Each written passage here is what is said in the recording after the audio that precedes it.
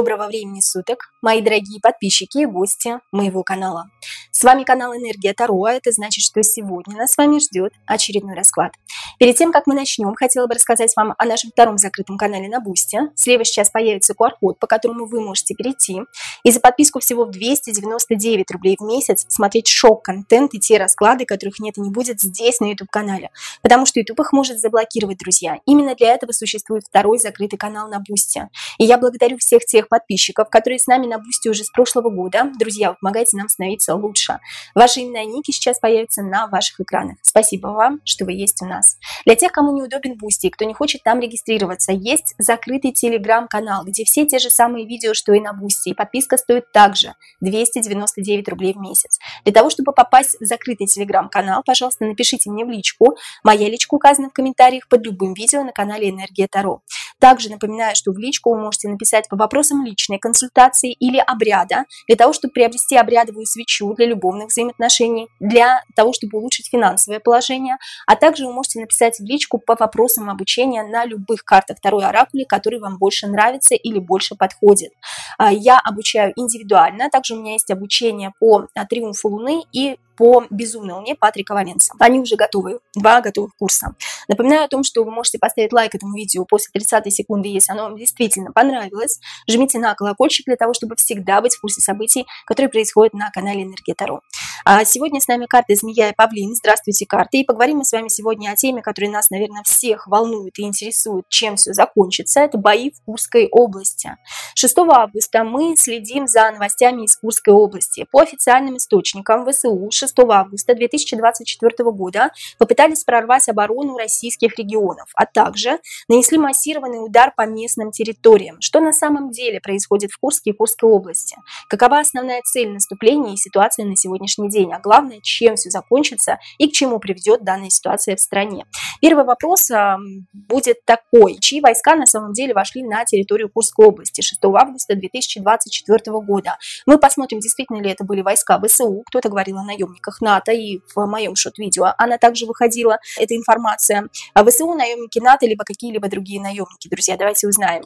Полную правду и всей правды нам никто не скажет, а может быть даже будет вводить нас в заблуждение, потому что мы обычный люд, обычный народ, который постоянно вводит в заблуждение с экранов большого телевизора, друзья. Давайте не заблуждаться, давайте все-таки проверять информацию. Итак, карты, скажите нам, пожалуйста, чьи войска на самом деле вошли на территорию Курской области 6 августа 2024 года и находятся там по сей день? Это действительно войска ВСУ? Это наемники НАТО или это другие наемники? Итак, это войска ВСУ, карта Тройка Пентаклей. Тройка Пентаклей – это карта младшего аркана, карта подстраивания под кого-то, или карта «давайте подстроимся под эту информацию», потому что она звучит со всех экранов телевизора, да, буквально. Мы жуем эту информацию как жвачку, потому что нам ее преподносят с телеграм-каналов, с каналов YouTube миллионников, то есть нам все говорят о том, что там действительно ВСУ. Я вам говорю, что ВСУ там нет. Вполне возможно, что там есть украинские войска, другие, не ВСУ, да, вполне возможно, что там есть люди славянской наружности, национальности, говорят они вполне возможно по-украински, но это не ВСУ, друзья. Давайте подстроимся под эту информацию, потому что нам так говорят, но это неправда, друзья. Итак, там есть наемники НАТО. Карта Король Пентаклей, вот уже ближе, да, к делу. Почему? Потому что Король Пентаклей – это карта двора, это обозначение человека или людей. Король Пентаклей еще говорит о том, что кто-то управляет или заправляет всей этой заварушкой, всеми этими боевыми действиями, которые случились на территории Курской области и Курска. Король Пентаклей говорит о том, что наемники НАТО там присутствуют, вошли 6 августа 2024 года и присутствуют по сей день. Присутствуют ли на территории Курской области 6 августа 2024 года другие наемники, другие войска, которые и о которых нам никто не говорит? Пожалуйста, карта «Мир». Вот здесь уже интересно. Карта мира – это старший аркан, вокруг чего-то или вокруг кого-то все это крутится. Да? Кто-то это закрутил, завертел, но это отнюдь не Украина. Украина там вообще на последнем месте, как пешка на шахматной доске. Это отнюдь не наемники НАТО. Кто-то управляет и заправляет теми войсками, боевыми ребятами, которые там сейчас находятся. Карта мира нам об этом говорит.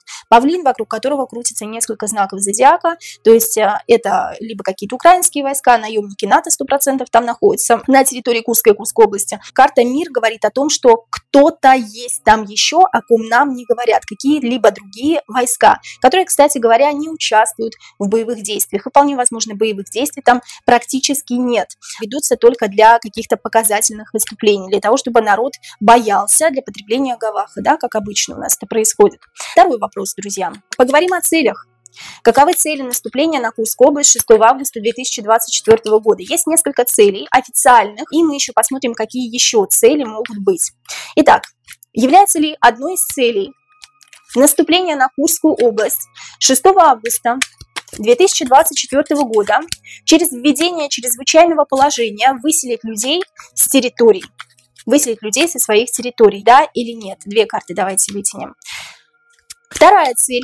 Является ли одной из целей наступления на Курскую область 6 августа 2024 года захват Курской АЭС, о которой все так говорят, для более выгодных условий при переговорах с Россией, которые должны были состояться в Турции? Является ли целью наступления захват Курской АЭС? Является ли целью наступления исключить Россию из ООН, так как Россия может применить ядерное оружие, либо могут сказать, что Россия применила ядерное оружие?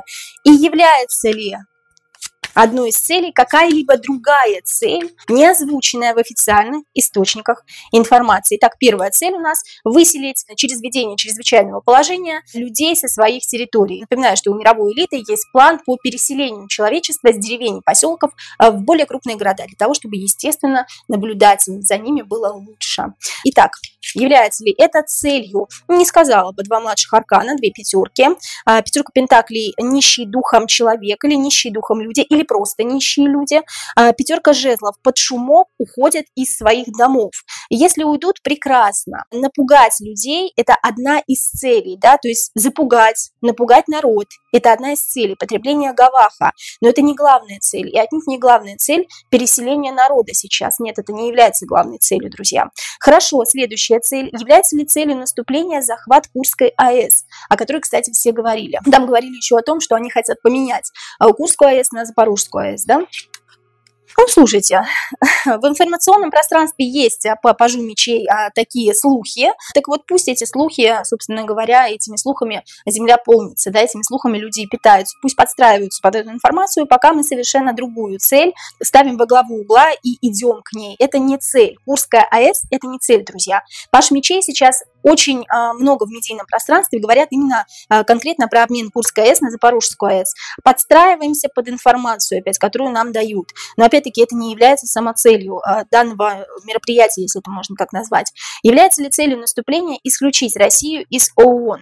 Замедление чего-то, замедление какого-то процесса, не исключение, а замедление какого-то процесса, уже ближе к делу. Либо готовится какой-то переворот, друзья мои, да, на самом деле государственный переворот, о котором мы с вами чуть позже сегодня поговорим. Потому что не главная цель исключить Россию из ООН, а главная цель исключить кого-то из России, выделить какого-то одного человека, да. Другие какие-то другие цели, которые не озвучены в официальных источниках. Я бы соединила вообще вот эти две позиции, исключение России из ООН, точнее не исключение России из ООН, а исключить человека из России, да, шестерка кубков, чтобы он остался в воспоминаниях у людей. Шестерка кубков, человек, какой-то один, отшельник, должен уйти, его должны унести. По 9-му старшему аркану отшельник, он должен остаться в воспоминаниях. Карта Луна, карта переворота, карта какого-то плана, который, как устроить темную человеку, понимаете? Устроить темную человеку, который должен остаться в воспоминаниях у людей. Есть идея такая, есть план. План по сбору нескольких сообществ, по сбору людей. Люди собрались сообщества, люди собрались для того, чтобы исполнить план, чтобы убрать человека, отшельника, чтобы он остался в воспоминаниях. Здесь про человека, сами догадайтесь, про какого, да, кого хотят убрать и что хотят сделать, как государственный переворот, собственно говоря, да, но мы об этом поговорим чуть позже. Я здесь вижу такую картину, друзья мои, не исключение России из ООН, а замедление каких-то процессов Российской Федерации и уход человека, одного человека, для того, чтобы его вынесли, для того, чтобы его унесли, убили, называйте как хотите, да, для того, чтобы его исключили.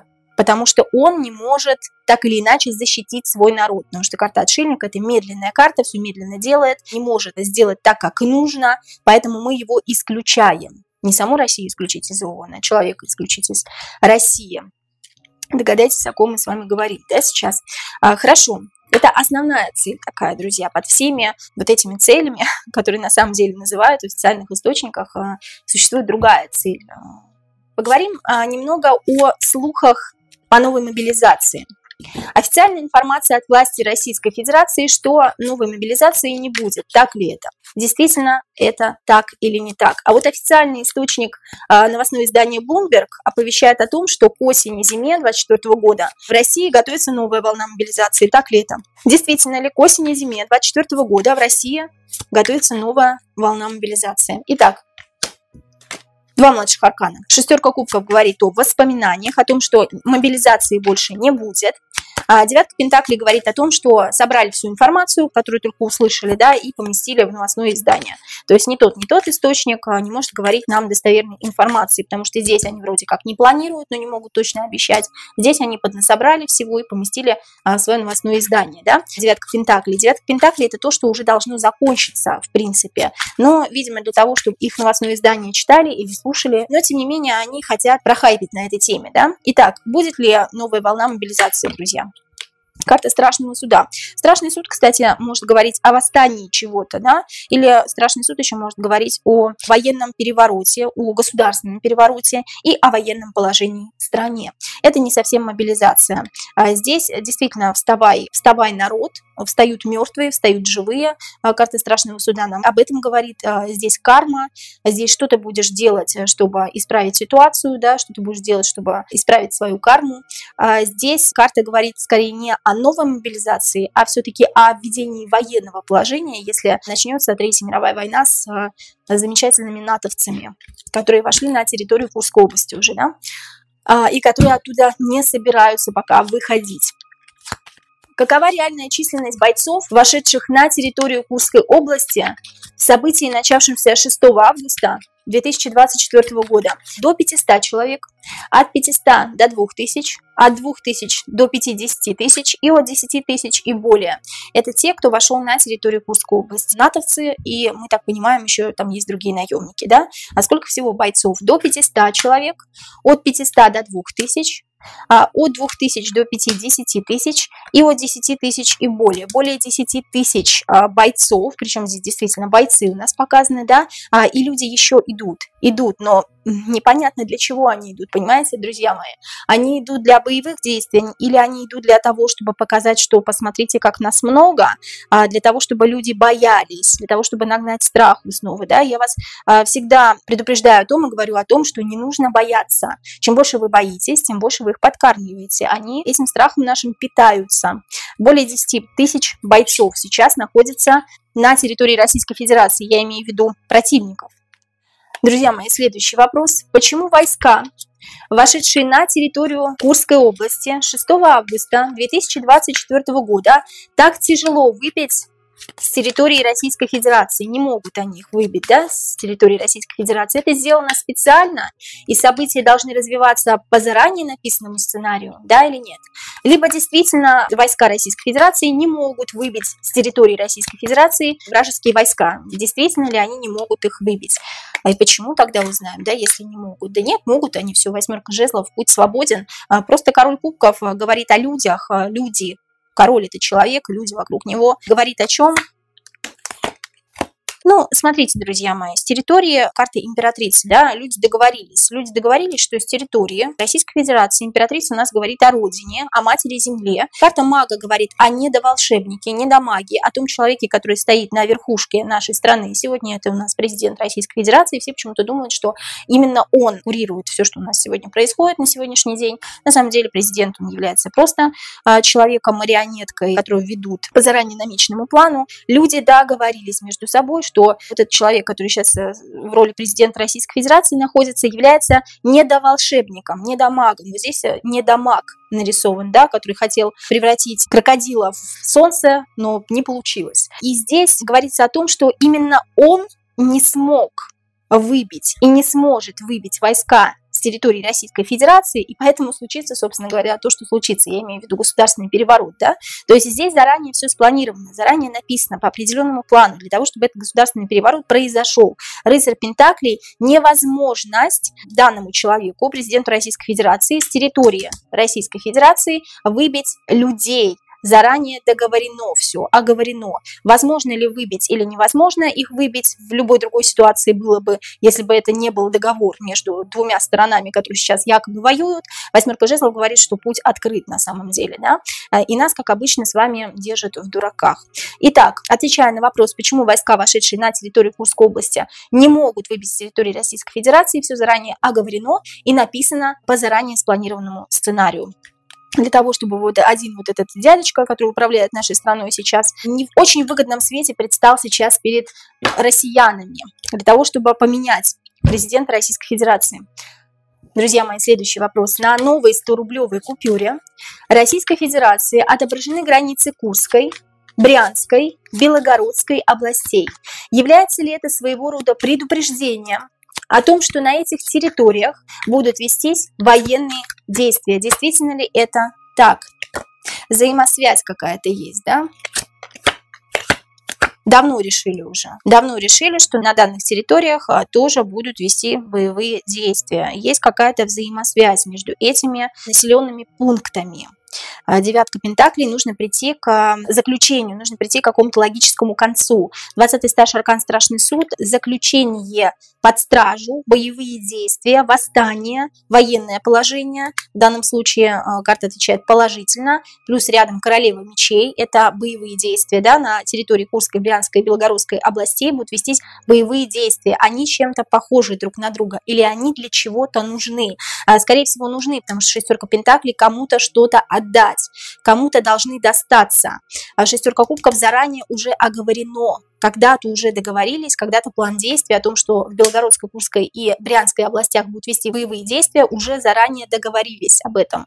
Вот, пожалуйста, вам боевые действия вместе с королевой мечей. Кому-то отдадут эти области, кому-то они достанутся. Девятка Пентаклей, все должно прийти к логическому завершению, к логическому концу. Действительно, то, что отображено на новой 100-рублевой купюре Курской, Брянской, Белгородской области, это является предупреждением о том, что на этих территориях будут вести боевые действия. Напоминаю, что мировая элита обязана так или иначе информировать простой народ о своих планах для баланса во Вселенной и предупреждать о событиях, которые в ближайшее время должны произойти в мире. Если человек, люди ничего не делают и не предпринимают никаких попыток для того, чтобы это прекратить, соответственно, происходит то, о чем они заранее предупреждали. Они ведь предупреждали так или иначе. Ну вот, пожалуйста, да, все об этом и говорит. Действительно ли на территории Курской области сейчас, начиная с 6 августа 2024 года, идет противостояние наших войск с противниками? Или это создание видимости боевых действий? Что это на самом деле? Десятка Пентаклей. Как-то по-новому все пошло. До этого было по-другому, да? Вот 6 августа 2024 года они вошли. Десятка Пентаклей, что-то поменялось. Что-то поменялось в чем? В боевых действиях. Две стороны действительно есть, да, противники и наши. Двойка жезлов. Карта Верховной Жрицы, но что-то скрывают от простого народа. А карта влюбленные, кстати, здесь, плюс карта двойка жезлов, у меня свечка закоптила, говорит о договоренности от двух сторон. Вполне возможно, да, я не говорю о том, что боевых действий там совсем нет, друзья. Я говорю о том, что действительно обычный народ обманывают, и о том, что вполне возможно, что срочников, обычных ребят, те, которые не заключали контракт, те, которые идут просто не понимая, что там происходит, действительно есть какие-то смерти, действительно их убивают, да, так или иначе.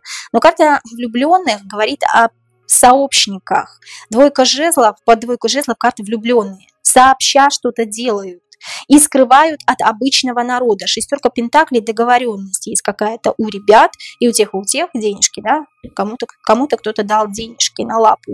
Десятка Пентаклей, что-то новое произошло. Когда они вошли, было совершенно по-другому. Сейчас все совершенно по-другому. Я не вижу войны, я не вижу мечей, я вижу только жезлы, я вижу стремление к чему-то, стремление добиться чего-то, добиться денег, вполне возможно, а добиться территории, потому что десятка Пентаклей тоже может говорить о территориях. Тем не менее, я вижу полюбовные сообща какие-то действия, друзья мои.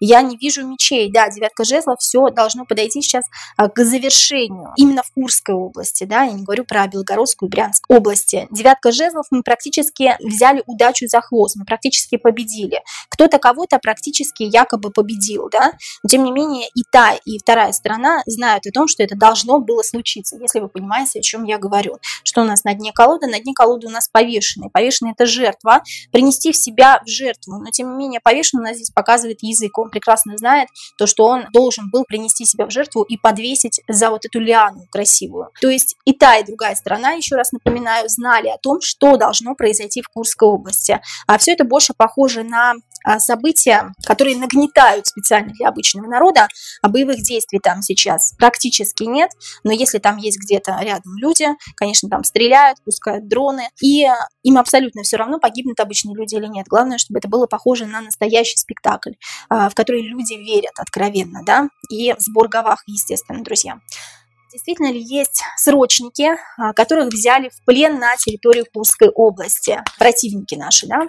И сколько их на сегодняшний день? Действительно есть срочники, которые взяли в плен на территорию Курской области. Молодые, кстати, да, король кубков. Молодые ребята, как раз таки выражение срочников, которые, кстати, погибли. Очень многие погибли, да, могу сказать, что ни за что просто, потому что ехали туда, не понимаю, куда они едут. Попали не только в плен, но и погибли. Действительно, здесь физическая смерть произошла. Карта дьявола говорит действительно о пленных, о ребятах, которые находятся в плену. Опять-таки, для кого-то это спектакль, а для кого-то это реальная смерть, да, друзья? Хорошо, сколько на сегодняшний день срочников, именно срочников, да, не контрактников, а срочников, молодых ребят, которые находятся на территории Курской области в плену, до 10 человек.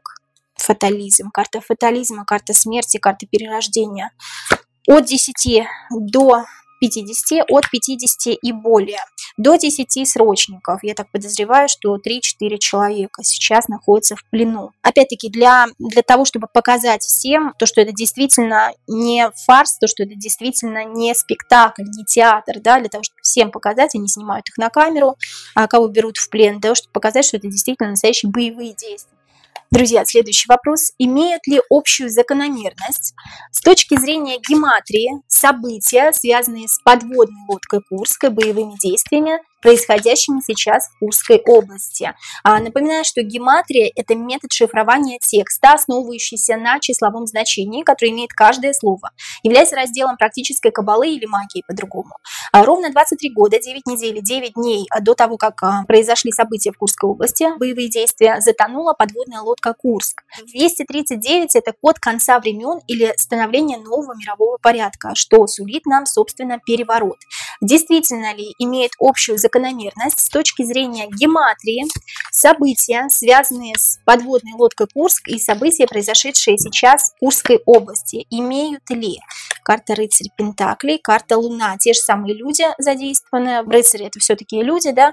Пентакли – это какие-то определенные цели. И там цели одинаковые. Те же самые люди задействованы, те же самые цели, что в подводной лодке Курск, что сейчас в Курской области. Карта Луна, конечно же, имеют действия по гематрии практически идентичны по своим составляющим и по числовому коду с точки зрения гематрии, друзья мои.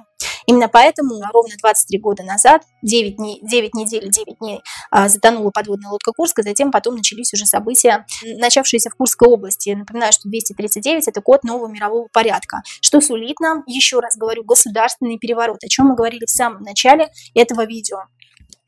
Являются ли действия на территории Курской области, направленные на подрыв российской власти, в частности Путина, для совершения государственного переворота? Что-то новое должно вырасти, да? Что-то новое должны посадить новое семя, и должно вырасти новое дерево. Ну, конечно, король кубков – это человек, который сейчас правит страной, который правит людьми, люди вокруг него крутятся, должен вырасти новый король, должен быть новый человек. Старого должны свергнуть. Карта рыцаря Пентаклей, карта запланированного чего-то. Помните, я вам говорила про недомага в одном из вопросов? Шестерка кубков. Старый король кубков, старый недоволшебник, недомаг, который не может вытеснить с территории Российской Федерации врагов, должен уйти в небытие. По тузу Пентаклей должно вырасти новое дерево, должно заложить новое семя. Карта Луна – это карта заговорщиков, карта переворота, государственного переворота. Король кубков – это президент, недомаг. Помните, я вам говорила, да, о том, что человек не может до конца защитить свои территории, своих людей, поэтому его по рыцарю Пентаклей должны свергнуть и отправить в забытье. Шестерка кубков – это карта воспоминаний. Является ли сегодняшнее действие на территории Курской области направленными на подрыв российской власти, в частности Путина, для совершения государственного переворота? Да, является. И последние два вопроса, друзья. Как скоро боевые действия в Курской области прекратятся?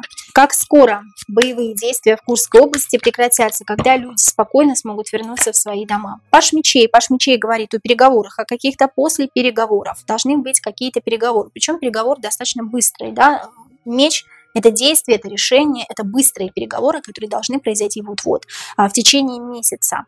Хорошо. Последствия, итог боевых действий в Курской области. Какие последствия, итог боевых действий? Полюбовное закрытие вопроса, взять удачу за хвост, кто-то кому-то что-то отдает.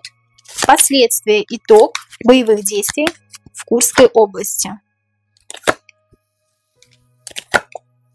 Друзья, полюбовное решение вопроса на мирных переговорах. Кто-то кому-то что-то должен будет отдать. А вот здесь вот кто-то кому-то что-то отдает. Между двумя сторонами полюбовное решение вопроса. Кто-то кому-то что-то отдает. Девятка жезлов взял удачу за хвост, победил. Вполне возможно, что те войска, которые пришли к нам, возьмут то, что они хотели взять. Королева жезлов спрятать своих драконов, не выпускать своих драконов, да, то есть не обострять ситуацию. Но здесь есть еще Верховная Жрица. Верховная Жрица – это тайна, это что-то тайное, сделанное что-то тайно. Опять, да, здесь у нас король мечей, мужчина воздушного знака зодиака, мужчина, который сидит на троне на территории Российской Федерации, все мы прекрасно понимаем, кто это, да, а карта Луна, что-то замышляется против, ну, как государственный переворот, опять, да, я еще раз повторюсь, против государственного деятеля, против президента. Десятка жезлов – выйти победителями, выйти сухими из воды. То есть мы могли потерять гораздо больше, чем мы потеряем в этот раз. Последствия такие, да, после Курской битвы, да, после боев в Курской области. Мирное решение переговоров между двумя сторонами. Одна сторона забирает себе то, что она хотела. Мы могли потерять гораздо больше, мы не обостряем ситуацию. Однако что-то именно в государственной системе будет совершенно по-другому протекать, друзья мои. Да, здесь против президента что-то замышляется, что-то планируется. Хорошо, это были все вопросы на сегодня по Курской области. Пожалуйста, пишите свои вопросы, если они у вас есть, по данной теме. Пишите, какую тему вы бы хотели, на какую тему вы бы хотели увидеть видеорасклад на моем канале. Пишите, как вам данный расклад, насколько сильно он схож с вашими мыслями. Да? Напоминаю вам о том, что у меня есть личные расклады, обряды, и я провожу также обучение на картах Таро. Друзья мои, я вас очень люблю, и до новых встреч!